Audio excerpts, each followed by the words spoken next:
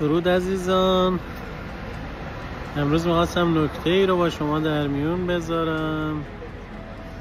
امیدوارم که به کسی بر نخوره، اما یه واقعیت تلخی است و اونم اینه که هیچ وقت در تاریخ کلیسا انجیل عیسی مسیح اینقدر محدود به یک ساختمون نبوده.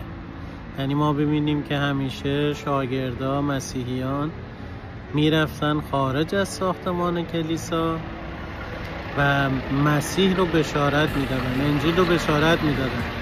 اما متاسفانه الان میبینیم که همه چیز محدود به یک ساختمون شده.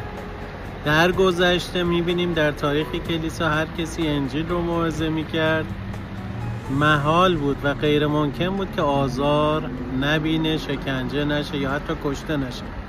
اما الان میبینیم هر کسی انجیل رو موعظه میکنه، موعظه آتشین، اونم موعظه‌ای که به مذاق همه خوش میاد، یعنی همه کیف میکنن. از اون ور میبینی شهرت پیدا میکنه، مقام و منصب پیدا میکنه، طرفدار پیدا میکنه. من بعضی وقتا فکر میکنم، میگم وای چی به حال روز این مسیحیت اومده.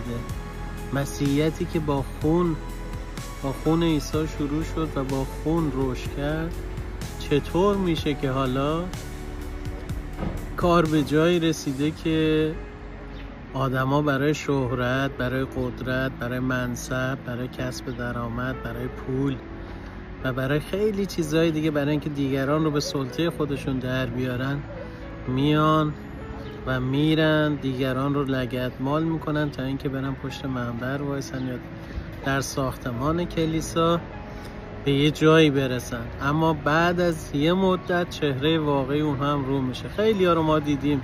من خودم در تجربه که در ترکیه داشتم دیدم که طرف در کلیساهای ترکیه چه کارا که نکرد تا خودش روحانی جلوه بده و بتونه یه منصبی رو توی کلیساهای اونجا پیدا کنه.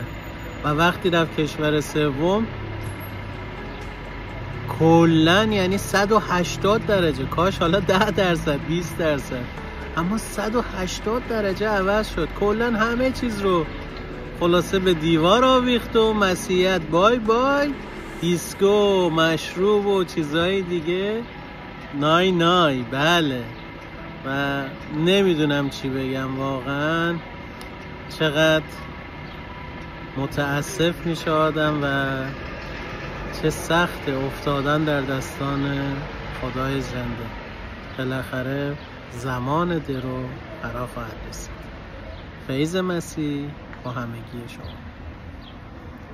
خب عزیز دل، حالا اگه از حرفای من ناراحت شدی و بهت برخورد، خب کاری نداره که میتونی خودتو تست کنی. دور و برت پر مسجد حسینیه و معبد و کنیسه است. بالاخره یه جا پیدا میشه که مسلمان‌ها و اقوام دیگه هستن.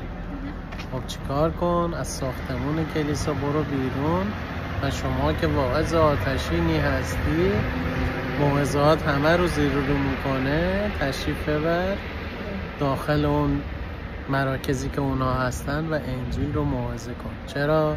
چون ساختمون کلیسا جای تعلیمه. موعظه انجیل برای غیر ایمانداراست.